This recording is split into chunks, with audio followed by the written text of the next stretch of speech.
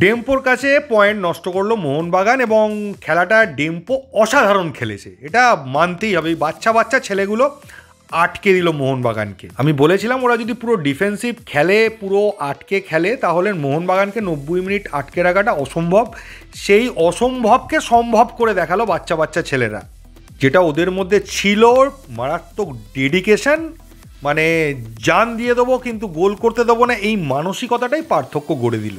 ডেম্পোর প্লেয়ারগুলো যে খুব অসাধারণ খেলেছে এরকম ব্যাপার নয়, প্রচুর মিস পাস করেছে, ক্রস তুলতে গিয়ে ম্যাক্সিমাম ক্রস মাঠের বাইরে চলে গেছে, বল নিয়ে দুপা গিয়েই আমাদের মোহনবাগান প্লেয়ারদের পায়ে জমা দিয়ে দিয়েছে, কিন্তু ডিফেন্সের সময় তারা জান লড়িয়ে দিয়েছে। আমার খেলাটা দেখতে দেখতে একজনের কথা মনে পড়েছিল, একজন আমাকে কমেন্টে লিখেছিল, আমি যখন বলেছিলাম যে ডেম্পো অনেক বেশি চ্যালেঞ্জিং হবে চেন্নাই এফসির থেকে, সে বলেছিল আপনি হোমওয়ার্ক করে ভিডিও বানাবেন। ডেম্পোর বাচ্চা ছেলেরা খেলছে, ডেম্পোতে কোনো বিদেশি নেই, আপনি ডেম্পোকে বলছেন বেশি চ্যালেঞ্জিং চেন্নাইয়ের থেকে। আমি ডেম্পোকে চ্যালেঞ্জিং বলেছিলাম এই কারণেই, যে কোনো ধরনের টুর্নামেন্টে যেখানে আইএসএলের টিমরা খেলে এবং আই লিগের টিমরা খেলে, আই লিগের টিমদের কাছে একটা এক্সট্রা তাগিদ থাকে যে আইএসএলের টিমকে যদি আমরা আটকে দিতে পারি বা হারিয়ে দিতে পারি তাহলে সেটা একটা বিশাল বড় ক্রেডিট হবে। এছাড়া আইএসএল এবং আই লিগ টিমের মধ্যে পার্থক্য এই জায়গায়ও আছে, কিছু আই লিগ টিমের কিন্তু নিজস্ব একাডেমি আছে, তারা ওখান থেকে প্লেয়ার প্রডিউস করতে পারে। অন্যদিকে আইএসএল এর টিমেরা নিজেদেরকে একটা ওপরের লেভেলের ভেবে ম্যাচটা খেলতে নামে, আই লিগের টিমের সঙ্গে খেলছি, তো এই জায়গাটাতেই না প্রবলেম হয়ে যায়।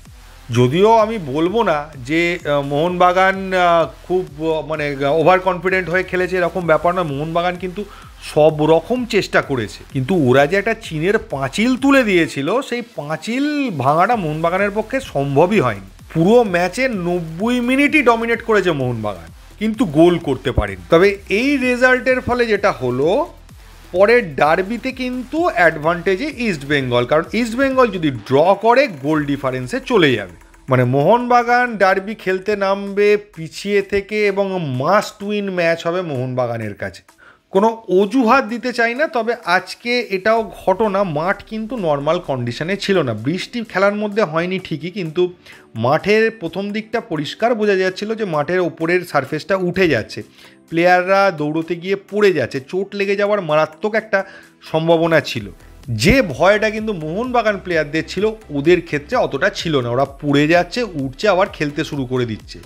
যদি ক্রিয়েটিভ খেলা বলেন তাহলে তো ক্রিয়েটিভ খেলা সেরকমভাবে কিছু হয়নি, বা একটা হাড্ডাহাড্ডি ম্যাচ হয়নি, ম্যাচটা পুরোটাই এক পেশে হয়েছে, মোহনবাগান পুরোটাই ডমিনেট করেছে, গোল করতে পারেনি। তবে মোহনবাগান যদি একটা গোল কোনোভাবে করে দিত তাহলে খেলাটা কিন্তু ঘুরে যেত। আজকে খেলার শুরু থেকেই মলিনা একটা নতুন রকম এক্সপেরিমেন্ট করতে শুরু করেছিলেন, এক্স্যাক্টলি ফরমেশনটা আমি বুঝতে পারিনি। 3টে ব্যাক সেন্টার ব্যাক ছিল মাঝখানে, একটা ছিল দীপক টাংরি, একটা ছিল টম অ্যালড্রেড, আর একটা ছিল দীপেন্দু, আবার দুদিকে দুটো সাইড ব্যাকও ছিল, তারা অনেক ওভারল্যাপ করছিল, এটা ঠিক। তার সামনে খেলছিল মিডফিল্ডে বলতে পারেন অভিষেক সূর্যবংশী এবং সাহাল, দুটো মিডফিল্ডার, আর 3টে অ্যাটাকার ছিল রবসান, কামিন্স আর দিমি, মানে এটাকে আপনি 5-2-3 এরকম একটা কম্বিনেশন বলতে পারেন, অথবা 3-4-3ও বলতে পারেন, কারণ এই দুজন সাইড ব্যাক কিন্তু মিডফিল্ডেও খেলছিল।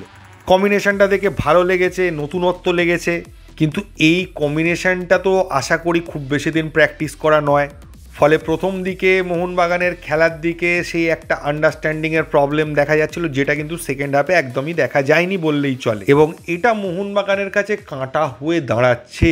বারবার আমরা দেখতে পাচ্ছি, এই ম্যাচটা বলে নয়, এর আগের সিজন, তার আগের সিজন, যখনই পায়ের জঙ্গল দাঁড়িয়ে যাচ্ছে তখনই মোহনবাগান আর কিছু করতে পারছে না। সেই জুয়ান ফেরান্ডোর আমল থেকে কিন্তু এই প্রবলেমটা হচ্ছে।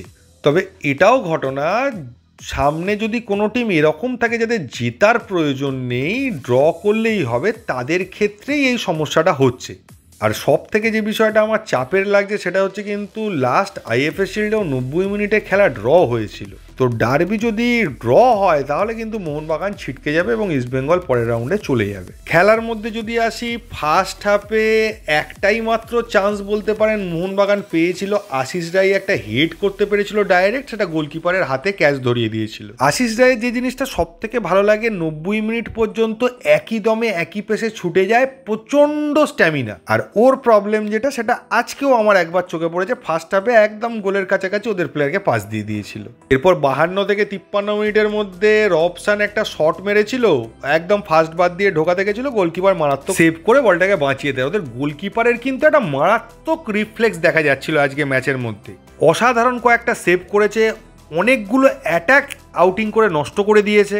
এরপর 68 থেকে 69 মিনিটের মাথায় ম্যাকা একটা বল প্লেস করেছিল, রাখতে পারেনি, পাস দিয়ে বেরিয়ে গেছে, জাস্ট কয়েক ইঞ্চি পাস দিয়ে বেরিয়ে যায়। 69 মিনিটে দিমিয়ে একটা দুম করে মেরেছিল বলটা, ওদের প্লেয়ারের গায়ে লেগে ডিফ্লেক্ট করে বেরিয়ে যায়। এরপর 75 থেকে 76 মিনিট আর 78 থেকে 79 মিনিটের মাথায় মোহনবাগান দুবার গোল করে ফেলবে এরকম জায়গায় পৌঁছে যায়, কিন্তু আলটিমেটলি কিছুই করতে পারে না। উল্টে 86 থেকে 87 মিনিটের মাঝখানে বিশাল একবার বেরিয়ে এসে আউট না করলে ওদের একটা কাউন্টার অ্যাটাক থেকে গোল হয়ে যাওয়ার মতো অবস্থা হয়েছিল। এটাই একটা দারুণ পজিটিভ চান্স ওরা পেয়েছিল, কারণ মোহনবাগান তখন অল আউট অ্যাটাক করছিল। এত সুন্দর চান্স মোহনবাগানও পায়নি, তাই ওটা পুরোটাই বিশালের ক্রেডিট। বিশাল যদি সেই সময় ঠিকমতো আউটিং করে ওর সামনে এসে না মানে বলটাকে সেভ করতো, তাহলে ওটা একটা চাপ হয়ে যেত এবং ম্যাচটা আমরা হেরেও যেতে পারতাম। কারণ হচ্ছে ওরা তো আর ওদের জায়গা থেকে নড়তো না, ওরা তার অন্যরকম খেলতো না, ওরা ডিফেন্সে যাও বা উঠছিল সেটাও উঠতো না, আরও ঢুকে বসে থাকতো। এরপরেও 90 মিনিট কেন 90 প্লাস 7 মিনিট দেওয়া হয়েছিল, মোহনবাগান সব কিছু করেছে, সব কিছু চেষ্টা করেছে, কিন্তু কিছুতেই কিছু হয়নি। তবে পজিটিভ ব্যাপার হলো ডার্বিটা জমে গেল, ডার্বিটা মরণ বাঁচন ম্যাচ হয়ে গেল মোহনবাগানের কাছে। আমি সকালের ভিডিওতে বললাম ইস্টবেঙ্গল যদি আজকে কোনোভাবে পয়েন্ট লস করে তাহলে মোহনবাগানের কাছে অ্যাডভান্টেজ হয়ে যাবে সেমিফাইনালে যাওয়ার। তো ইস্টবেঙ্গল ফুল পয়েন্ট পেল, মোহনবাগান পয়েন্ট লস করে ইস্টবেঙ্গলকে সেমিফাইনালে যাওয়ার রাস্তা ক্লিয়ার করে দিল। তবে আজকের ম্যাচে মোহনবাগানের খেলা ক্রিটিসাইজ করার কোনো জায়গা আমি সেরকমভাবে দেখতে পাইনি যে বিশাল কিছু ক্রিটিসাইজ করা যাবে, বিশাল ভুল করেছে মোহনবাগান। তবে আজকের খেলাটা দেখে আমার বারবার জুয়ান ফেরান্ডোর জামানায় মোহনবাগানের খেলাটার কথা মনে পড়ে যাচ্ছিল। ওখানেও সেই একই রকম কেস হতো, অপোনেন্ট টিম পাক দা বাস করে দিত, মোহনবাগান 90 মিনিটস ধরে বল পজিশন রাখতো, মুহুর্মুহুর অ্যাটাক করতো, গোল আর হতো না। যদিও সেখানে মানে প্রপার স্ট্রাইকার কেউ ছিল না, যদিও এখন আমাদের দুজন প্রপার স্ট্রাইকার রয়েছে, তখন দিমিত্রি ছিল অনলি স্ট্রাইকার। তবে ব্যাড লাক বলবো, ম্যাকার যে বলটা জাস্ট বেরিয়ে গেল ওটা জেনারেলি গোলে থাকে। রবসান যে শটটা করেছিল ফার্স্ট পোস্টে জেনারেলি গোলকিপার সেভ করতে পারে না ম্যাক্সিমাম ক্ষেত্রে, কারণ গোলকিপার এক্সপেক্টই করে না যে ফার্স্ট পোস্টে মারবে। তো মাঠের কন্ডিশন ঠিক না থাকার জন্য আমি অন্তত আজকে এই ভুলগুলো দেখছি না, বা যেগুলো প্রবলেম হয়েছে সেগুলো নিয়ে ক্রিটিসাইজ করছি না। তবে মোহনবাগান টিমকে দেখে একটা ভয়ঙ্কর টিম বা একটা লেদার টিম, যেটা আগের বার পর্যন্ত কিছুটা মনে হয়েছিল, এবছর কিন্তু সেটা মনে হচ্ছে না এখনো পর্যন্ত, অন্তত এটা বলতে হয়।